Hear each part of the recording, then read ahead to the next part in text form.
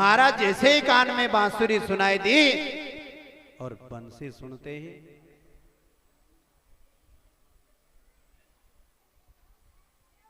जैसे ही कान में बंसी सुनाई दी महाराज, आज क्या हुआ, एक गोपी महाराज, एक गोपी को उसके पति ने किवाड़ लगाकर बंद कर दिया। वो गोपी आत्म भाव से देह को त्याग कर कन्हैया से मिलने सबसे पहले पहुंच गए। जैसे ही पहुंची महाराज, बड़ा आनंद। कन्हैया ने जैसे ही देखा गोपियों को सुंदर बंसी बजा रहे हैं, देखते ही बंसी को बजाते बजाते कन्हैया ने कहा, गोपियों आओ, स्वागत है। रात्रि काल में क्यों आई हो बताओ, सुंदर भाव से तुम आए हो, क्यों आई हो?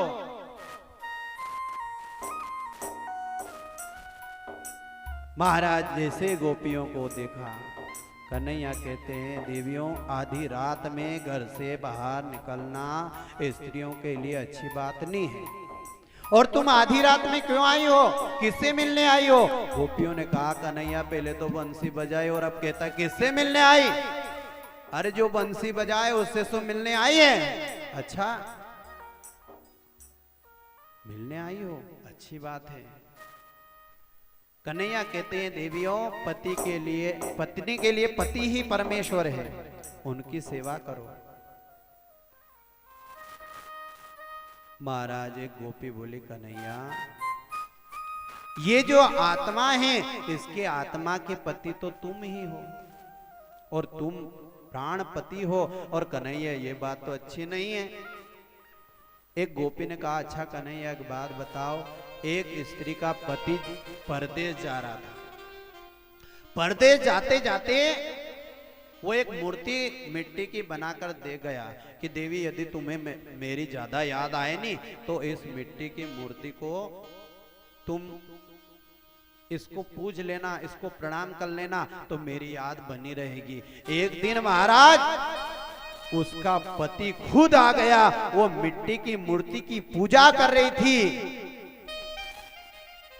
महाराज उस पति ने कहा, देवी सांकल खोलो, सांकल खोलो। महाराज उस गोपी ने मिट्टी के पति की पूजा करते करते असली पति के लिए दरवाजा ही नहीं खोला।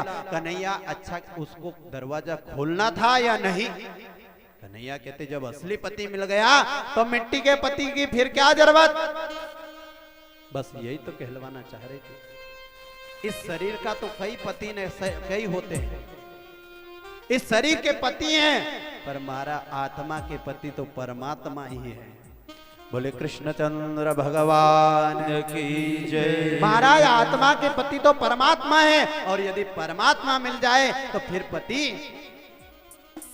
जब तक शरीर है तब तक सारे रिश्ते नातादार हैं, शरीर ही नहीं रहेगा तो फिर आत्मा कहां जाएगी?